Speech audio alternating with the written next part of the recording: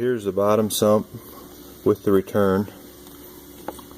Notice the R, return side, the S, your supply side. After the sump's in, you'll still be able to see that. Make sure when you disassemble the sump, you got a neoprene washer there. Make sure that doesn't get lost.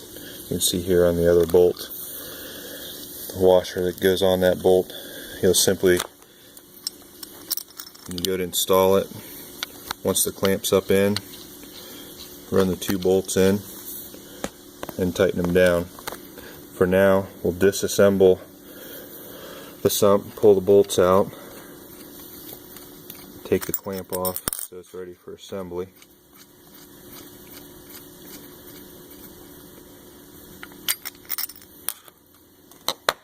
Somewhere along the line, double check and make sure that your fittings are all nice and tight so that you don't have any leaks there.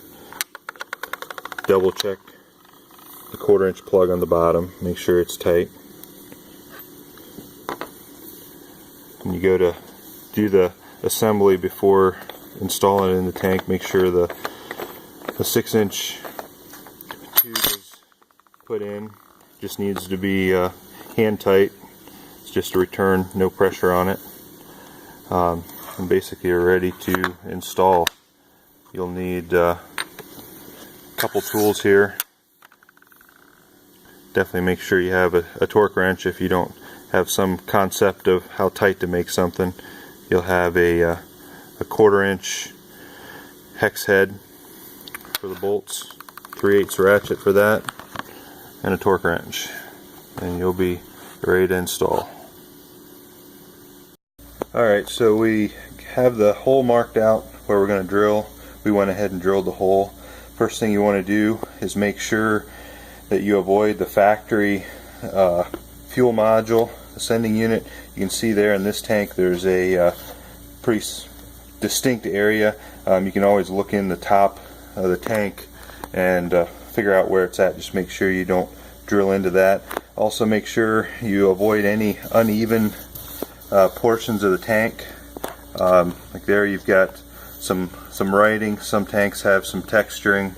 You have a handle back here, some unevens. Make sure you have a nice flat area there. Go ahead, mark out your area, drill a pilot hole. That's a good time to drain the fuel. Drill the pilot hole, wait till the fuel's all drained out. Go ahead and finish out your hole. Also make sure there's no burrs after you're done. A nice clean hole there. Get rid of anything that might come loose and go through your pump. And now you're ready to put the clamp in.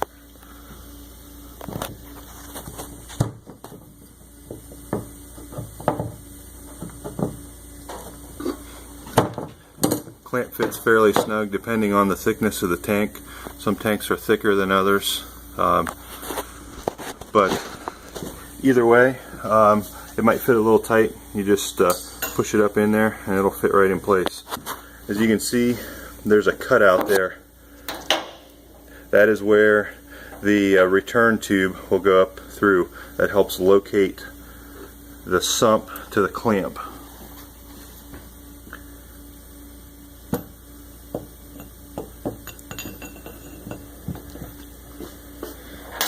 Sump goes right up through there.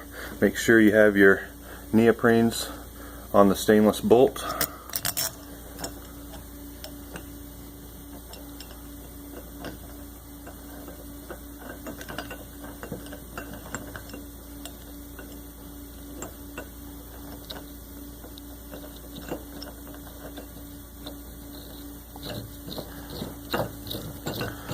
Once you've got one bolt started, the rest is pretty easy. Second bolt again, make sure the washer's in place.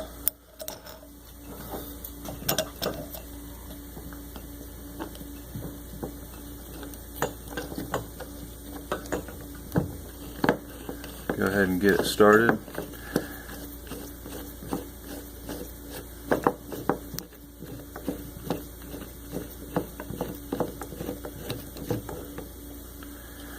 Now you're ready to go ahead and tighten it down. Now you want to make sure you have it pointed in whatever direction you want, either straight out the front over towards the frame. In this particular case, we're going to go straight out the front for now.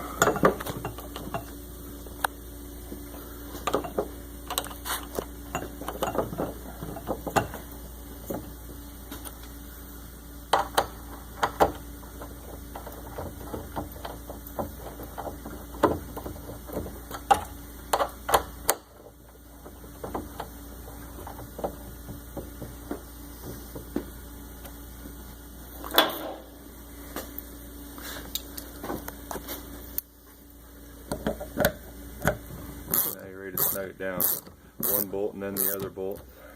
Just make sure you don't run one completely tight without getting the other one snugged down. Make sure the locating ring, you're in the locating ring real good, and you'll snug them down. It'll be roughly somewhere around 12 foot-pounds. Again, like I said, if you don't have it, if you're not used to tightening up bolts every day, don't know what 12 foot-pounds is, just use a torque wrench and you'll be good to go. So here's the sump installed, everything tightened up, 2 hoses, both supply and return. This setup makes it a lot nicer to hook up any air dog or fast pump. No more cutting into the filler neck for your return. Return hoses right here. As you can see, lines are all tucked up real nice.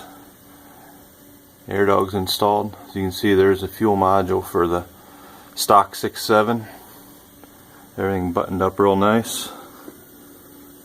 And back to the sump.